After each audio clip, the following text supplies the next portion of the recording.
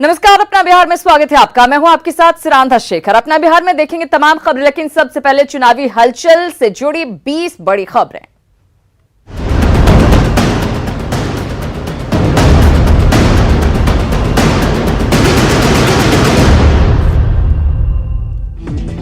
बिहार कांग्रेस की virtual rally तीसरे दिन भी जारी रही। प्रदेश अध्यक्ष मदन मोहन झा, विधायक दल के नेता सदानंद सिंह और सांसद अखिलेश सिंह सहित कई नेताओं ने कार्यकर्ताओं को किया संबोधित और सरकार पर मिथिलांचल की उपेक्षा का लगाया आरोप।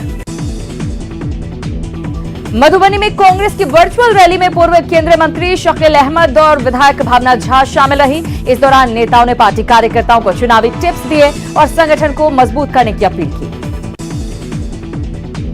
एलजेपी को कांग्रेस के ऑफर पर कृषि मंत्री प्रेम कुमार ने कहा कि एनडीए एकजुट है और सभी मिलकर मजबूती से चुनाव लड़ेंगे। प्रेम कुमार ने चुनाव में एनडीए की बड़ी जीत का दावा भी किया। बीजेपी नेता रामेश्वर चौरसिया का दावा है कि बीजेपी जेडीयू में 25 सालों से गठबंधन है, आपस में सीटों को लेकर कोई विवाद नहीं है।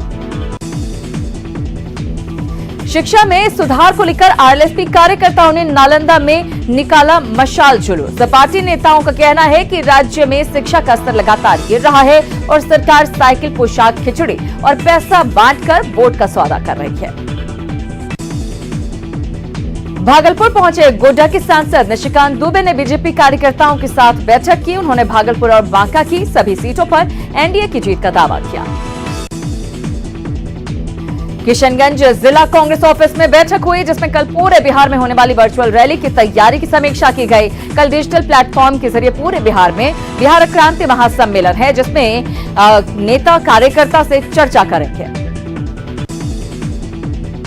अररिया की सांसद प्रदीप सिंह 2 दिनों से कटिहार के गांव का दौरा कर रहे हैं। पार्टी के सहकारिता मंच के कार्यक्रम में बीजेपी सांसद ने कहा कि सरकार के काम को आम लोगों तक पहुंचाना है। पटना के आईएमए हॉल में छोटे दलों की बैठक हुई, जिसमें एनडीए और महागठबंधन से अलग मोर्चा बनाकर चुनाव लड़ने पर चर्चा हुई। इस गठबंधन में कई पार्टियों को शामिल करने की योजना है। पूर्व मंत्री उपेंद्र प्रसाद वर्मा ने अपनी बेटी को आरजेडी के प्रचारक के लिए उतार दिया है। मंत्री की बेटी ने जमालपुर विधानसभा क्षेत्र में लोगों से मुलाकात की। माना जा रहा है कि पार्टी उन्हें उम्मीदवार बना सकती है। बिहार कांग्रेस के प्रभारी सचिव वीरेंद्र सिंह राठौड़ ने नवादा में मगध प्रमंडल के कार्यकर्ताओं के साथ बैठक की, जिसमें 3 जिलों के कार्यकर्ता मौजूद रहे।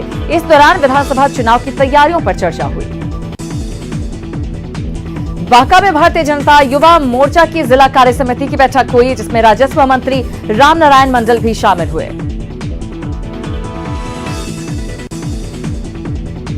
बेगूसराय में बीजेपी किसान प्रकोष्ठ की बैठक हुई, जिसमें किसानों को आत्मनिर्भर बनाने पर चर्चा हुई।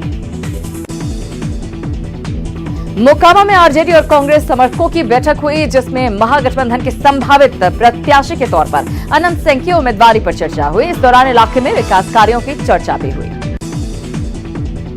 औरंगाबाद के गोह में आरजेडी कार्यकर्ताओं ने प्रदर्शन किया और बाहरी प्रत्याशी थोपे जाने का विरोध किया। प्रदर्शनकारियों ने कहा कि वो सभी पंचायतों में जाकर क्षेत्रीय प्रत्याशी उतारने की मांग की मुहिम को मजबूत करेंगे।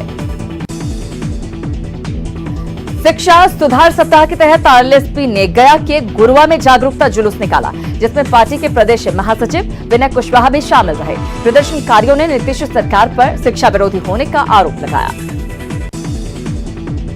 केंद्रीय निर्वाचन आयोग के अधिकारियों की बिहार के सभी निर्वाचन पदाधिकारियों और एसपी के साथ अहम बैठक हुई। चुनाव के दौरान पेड न्यूज को रोकने के लिए भी सभी जिला अधिकारियों को सख्त कदम उठाने का निर्देश दिया गया। मगध प्रमंडल के कमिश्नर ने औरंगाबाद में चुनावी तैयारियों की समीक्षा की। उन्होंने कहा कि शांतिपूर्ण और निष्पक्ष चुनाव के लिए जिला प्रशासन तैयार है। जहानाबाद में एडीएम की अध्यक्षता में सेक्टर मजिस्ट्रेट की बैठक हुई, जिसमें चुनाव के दौरान काम की जानकारी दी है। औरंगाबाद में मतदाता जागरूकता रथों को रवाना किया गया। ये रथ गांव-गांव तक पहुंचेंगे, वहां जाएंगे और लोगों को मतदाता के महत्व के बारे में बताएंगे।